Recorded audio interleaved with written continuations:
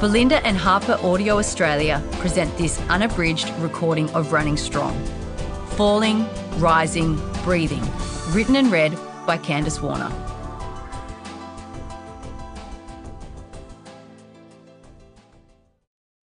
For Mum, Dad, Tim and Paddy. And for Dave, Ivy, Indy and Isla. Prologue. Arrival. If I were to say there were 100 people waiting for us at Sydney Airport, it might sound like an exaggeration, but I think perhaps there were more. There may have been 200, 2,000, the whole country. It felt like the whole country. Every person in every city and town in every state who all wanted to come and get a piece of the biggest news story around. Today it was ball tampering. And tomorrow, there'd be something else. Today, it was me and Dave and our family. And tomorrow, who knows? For us, it was our lives, however. For them, it was for today, tomorrow, and maybe next week. For us, it was forever. Yelling, questions, flashes, and clicks. There was nothing to do but put our heads down and keep going. I knew that. I'd learned that. I had one of our girls in my arms. Dave had the other. We'd just flown from South Africa to Dubai, Dubai to Sydney, and they were exhausted. We were exhausted too. But they would sleep and go to daycare or to Mum's place, and they'd bounce back. We'd make sure of that. I knew Dave and I would bounce back also, but it would take time. There were policemen around us, and also ill will. I felt like a criminal, returning for justice to be served. Dave stopped and spoke briefly to the cameras and to every person wanting their little piece. He was hurting. I could hear it in his voice, and that hurt me deeply. It's all my fault. I heard that in my head as he spoke. It's all my fault. When he stopped speaking, I knew we'd just have to put our heads down again and keep going. Just keep going.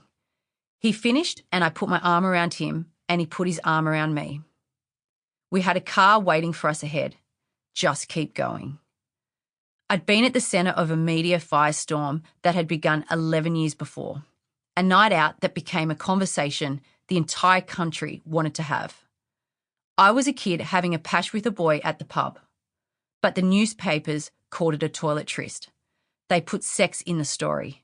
Never explicitly, because they couldn't prove something that didn't happen.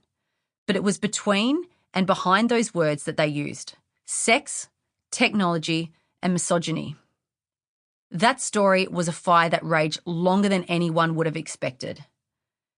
But it died eventually. Back then, I put my head down and pushed forward. I tried to avoid the flames and the toxic smoke, and I survived. I didn't seem to be burned, but these things affect you inside. Parts of you become raw and others become hardened. Tough times create tough people, as they say, for better or for worse. Some things end up being unspoken and some ideas fester. Old wounds are there to be opened. This was all my fault. I hadn't told anyone, but throughout the nightmare tour of South Africa, as that country's players and fans and officials tried to use my past to pierce through Dave's armour, I felt that somehow I was to blame. I pushed that idea down though. It was an idea that didn't need to be named or spoken out loud. Success would come, the tour would end, the old wounds would heal again. They didn't though. We were bustled from the airport and into the waiting car and were driven to a hotel suite in the city. From there, crisis management. It seemed like the whole country was baying for blood, with even the Prime Minister weighing in, calling the incident a disgrace. It was all too much. People were calling for Dave's blood, but I knew that ire was misplaced. I've never spoken to Dave about the ball tampering incident. Not then, not now. I don't ask him about it now because I don't want to know more. I love him and I know enough. Sample complete. Ready to continue?